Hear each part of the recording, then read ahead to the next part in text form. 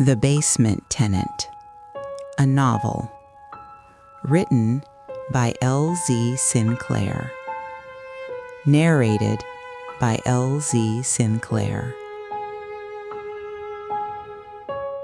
Ruiz found the birth certificate on a Wednesday afternoon in a basement filing room at the Cook County Clerk's office, surrounded by boxes that smelled like mildew and the compressed grief of 100 years of vital records.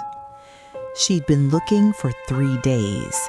The name Elias Corbin had returned nothing. No birth certificate in Illinois, no baptismal record, no hospital record matching the name and approximate birth year.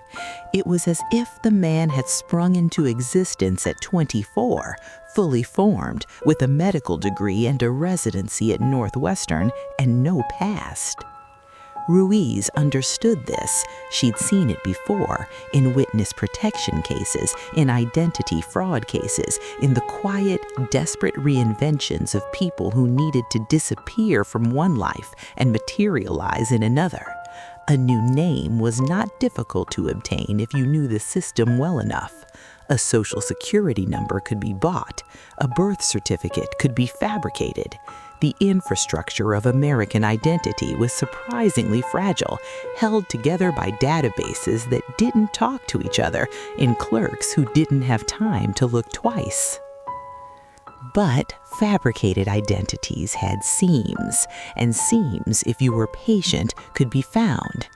She started with the medical school, University of Illinois College of Medicine, the institution listed on Elias Corbin's physician directory profile.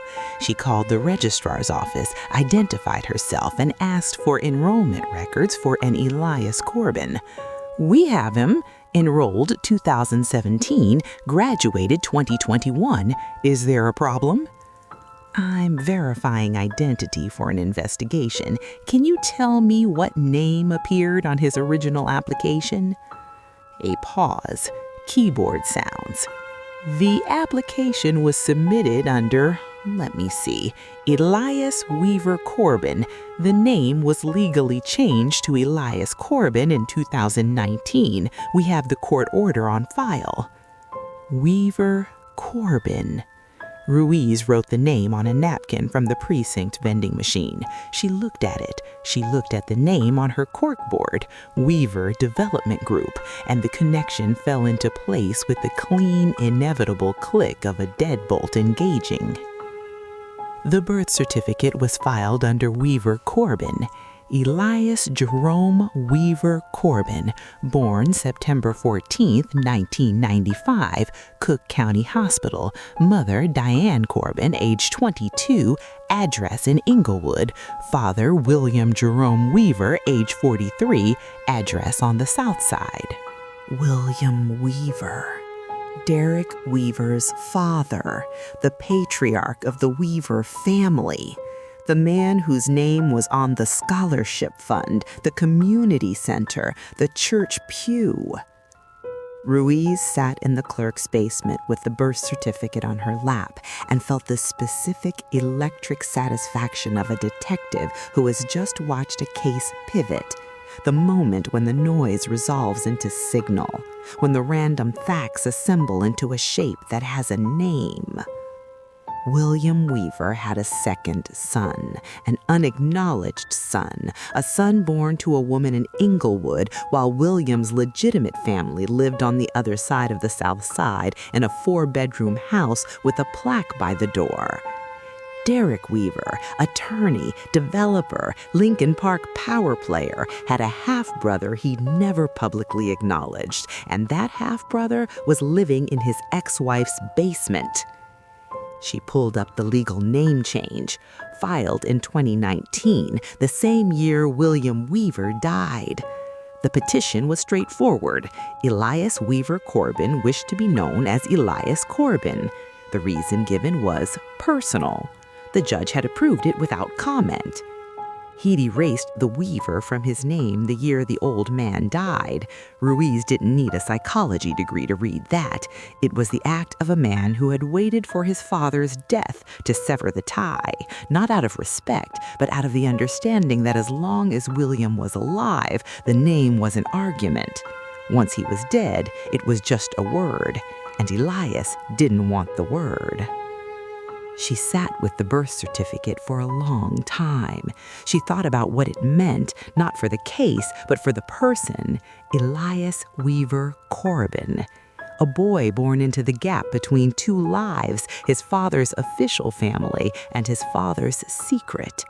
A boy who grew up in Inglewood, one of the most dangerous, most disinvested neighborhoods in Chicago, while his half-brother grew up in the Weavers' 4-bedroom house with the scholarship fund and the community center and the church pew with the family name on it. Ruiz understood this kind of gap. Not personally. Her father had been present, had worked 2 jobs, had come home every night, but professionally. She'd seen what happened to children born into the space between acknowledged and denied. They became either very angry or very disciplined. The angry ones she arrested, the disciplined ones she occasionally encountered on the other side of a case, as witnesses, as victims, as the rare person who had built a life so carefully constructed that the construction itself was the autobiography. Elias Corbin, Elias Weaver Corbin, was clearly the disciplined kind. Medical school, residency at Northwestern, a legal name change filed with the precision of a man who understood bureaucracy as a tool. Everything about him said, I built this myself, and I erased the parts that were not mine to carry. She ran the background deeper. Diane Corbin, Elias's mother, died in 2016. Cause, complications from type 2 diabetes, age at death, 43.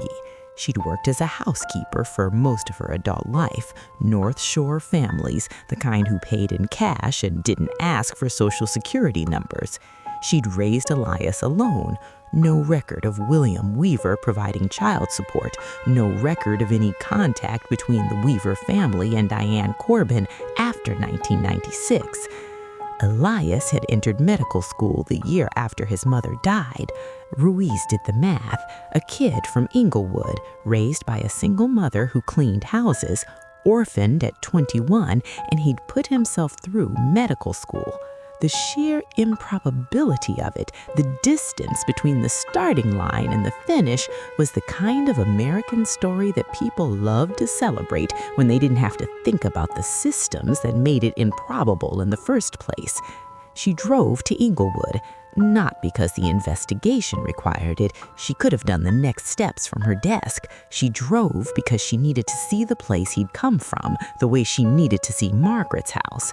Context was not something you read. Context was something you stood in.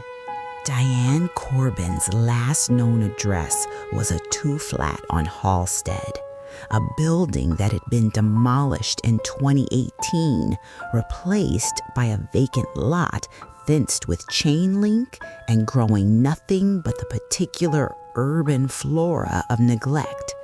Broken glass, fast food wrappers, the dried remains of a memorial bouquet that someone had wired to the fence and that no one had removed.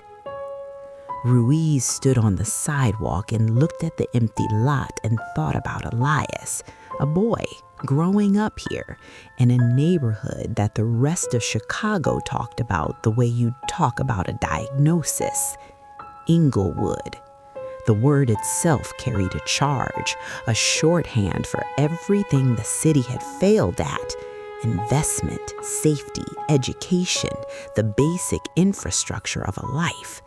And yet, people lived here, raised children here. Diane Corbin had raised a son who became a doctor, and she'd done it from a 2-flat that was now a hole in the ground.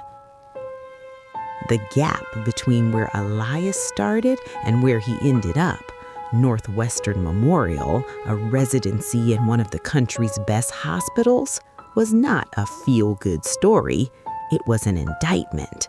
The distance a person had to travel to escape their zip code was a measure of the zip code's failure. And the failure was not accidental. It was architectural, built into the tax base, the school funding formula, the zoning laws, the 100 years of redlining and disinvestment that had made Inglewood what it was. Not a place that had declined, but a place that had been declined deliberately by people who lived on the other side of the expressway and who benefited from the declining. She got back in her car. She pulled his free clinic records next. This required a different subpoena, a different judge, Judge Martinez, who owed Ruiz nothing, but who had a granddaughter in nursing school and a soft spot for cases involving elderly patients. The clinic was on 47th Street in Bronzeville, a community health center that operated on grants and goodwill and the labor of residents who volunteered hours they didn't have. Elias had been volunteering there since his second year of residency. His patient list included 37 names. Most were elderly. Most were African or African American. Most lived alone. He treated hypertension, diabetes, the chronic conditions of poverty, the diseases that flourished in the gap between what people needed and what the system provided. Margaret Osei was his patient. Hypertension, metoprolol, 50 mg twice daily. She'd been coming to the clinic every Thursday for 2 years. The last recorded visit was October 3, the week she disappeared. Ruiz talked to the clinic's director, Dr. Adeleke, a Nigerian-born internist who had founded the clinic in 2008 and who operated it on a budget that would have embarrassed a lemonade stand. He remembered Elias. "Brilliant young man," Adeleke said.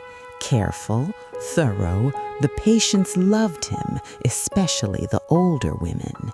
They'd wait for his shift even if another resident was available. He had a quality, a patience, like he understood that for these patients, the clinic visit was not just about medicine. It was about being seen, being listened to. He understood that." Did he talk about Margaret Osei? He asked about her when she stopped coming. He came to me and said, "Dr. Adeleke, Mrs. Osei hasn't been to her appointment in 2 weeks. She never misses." I said, "Perhaps she was ill." He said, "That's what I'm afraid of." And then he went looking for her. On his own? He went to her house. I know because he told me. He said the house was dark, the mail was piling up, and no one had seen her at the senior center or at church. He was concerned. He said he would file a report. "And did you follow up?" Adeleke was quiet, the silence of a man who had too many patients and not enough hours, and who understood in the bitter way that community health workers understood that the system was not designed to catch the people who fell through it. The system was designed to have gaps, and the gaps were features, not bugs, because the people who fell through them were the people the system had never been built to hold. "He should have," he said. "I didn't." And here was the detail that changed everything. Elias had filed a missing persons report for Margaret Osei. Filed it on October 17, 2 weeks after her last clinic visit, 6 weeks before Akosua's report from Accra reached the police. He'd filed it at Area 2, the station that covered Bronzeville, and the report had been received, logged, and, as far as Ruiz could determine, never acted on. The receiving officer was a man named Gutierrez. Ruiz knew Gutierrez. He coached basketball at a youth center in Woodlawn that was funded by Alderman Raymond Cross's office. The youth center's director sat on the board of a nonprofit that received annual grants from the city, administered through the alderman's discretionary fund. The connections were not proof. They were not even evidence. They were the architecture of a system, the network of favors and obligations and strategic alignments that made Chicago run. You didn't need a conspiracy when you had a network. You didn't need a cover-up when the system's default was inattention. Gutierrez hadn't buried the report. He'd simply failed to prioritize it because the report concerned an elderly Ghanaian woman who lived alone and whose disappearance was, in the calculus of a busy precinct in a busy district, not worth the paperwork. The system didn't need to be corrupt. It just needed to be indifferent. Indifference did the work that corruption got the credit for. Ruiz spent the next 2 days building the timeline. She did this the way she did everything, alone at the kitchen table with coffee that got cold and a legal pad that filled with the cramped, angular handwriting of a person who had never learned to write neatly and had decided that clarity of thought was a substitute for clarity of penmanship. The timeline. 2019, William Weaver dies. Elias drops the Weaver from his name. 2020, Elias begins residency at Northwestern Memorial. 2021, Elias starts volunteering at the free clinic in Bronzeville, meets Margaret Osei. 2022, Derek contacts Elias for the first time. Lakefront Redevelopment begins acquiring properties in Bronzeville and Woodlawn at an accelerated rate. 2023, Margaret Osei's Brownstone receives repeated purchase offers from a representative of Lakefront Redevelopment. She refuses. October 2023, Margaret disappears. Elias files a missing persons report. The report goes nowhere. November 2023, Margaret's brownstone is sold via power of attorney to Lakefront Redevelopment Partners. January 2024, Elias Corbin applies to rent the basement unit at 2847 Belden Avenue, the brownstone owned by Derek Weaver's ex-wife. The timeline had a shape. It wasn't random, it was architectural. Derek had reached out to Elias at the same time the LLC began ramping up its acquisitions. Elias had started volunteering at the clinic in the neighborhood the LLC was targeting shortly before the acquisitions began. Was that coincidence? Ruiz didn't believe in coincidence. She believed in pattern. And the pattern here said either Elias was working with Derek, scouting targets at the clinic, identifying vulnerable homeowners, or he was working against him, using the same access to investigate what Derek was doing. The birth certificate said one thing, the missing persons report said another.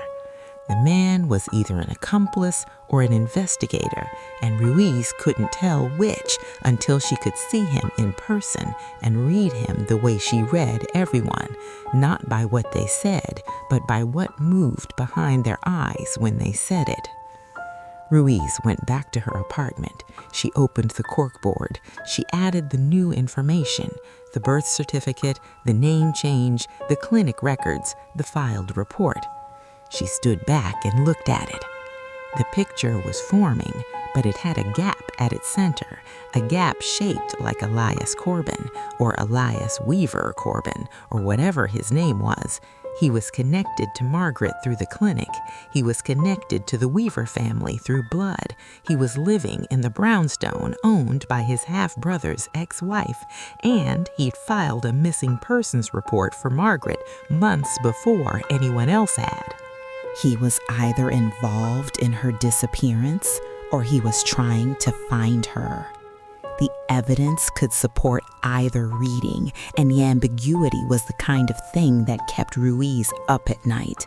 The kind of case where the detective's instinct and the detective's training pointed in different directions, and you had to decide which one to trust. She pinned the timeline to the corkboard. She stood back. Margaret's face at the center, surrounded by property records and corporate filings and the birth certificate of a man who had erased half his name. The corkboard looked like what it was, the obsession of a detective who had found the thread and was following it into the dark, not because she knew where it led, but because she knew what happened when you didn't follow. The case went cold, the file went to storage, and Margaret Osei became a statistic in a department that was already drowning in statistics. Ruiz didn't do statistics. She did people. She did faces and addresses and the specific, irreducible fact of a woman who had existed in a house on Prairie Avenue for 31 years and who deserved better than a manila folder in a filing cabinet in a basement that was, she couldn't help noticing, its own kind of sealed room. She made herself another cup of coffee. She sat at the table. She thought about the cases she'd lost, the ones that had gone cold, the ones that had been dismissed, the ones where the evidence was there, but the will was not, where the system had looked at the victim and the perpetrator and calculated whose time was worth more and whose story the jury would believe. She thought about her ex-husband, Marco, who was a good man who had married a woman he didn't understand and who had left because the leaving was easier than the understanding. He hadn't been cruel, he'd been tired. Tired of the late nights, the missed dinners, the phone calls at 2 a.m. that pulled her out of bed and into someone else's emergency. He'd said the night he left, "Ava, you care more about dead strangers than you care about me." And she'd said, "They're not strangers, they're my people." And he'd said, "I thought I was your people." And she'd had no answer for that, because he was right. He had been her people, and she had chosen differently, and the choosing was something she lived with every night in an apartment that was too quiet and a bed that was too wide. Margaret Osei was her people. She didn't know Margaret. She never met her. But Margaret was a woman who lived alone and who had been swallowed by a system that was supposed to protect her. And Ruiz understood that kind of swallowing, understood it in her bones, and she was not going to let this one go. Her phone rang. Unknown number, Chicago area code. "Detective Ruiz? My name is Carolyn Whitfield Weaver. I'm calling about my basement tenant." Ruiz looked at the corkboard, at the birth certificate, at Margaret Osei's photograph. "I'm listening," she said. The end. You have been listening to The Basement Tenant, written by L.V. Sinclaire, narrated by L.V. Sinclaire. Thank you for listening.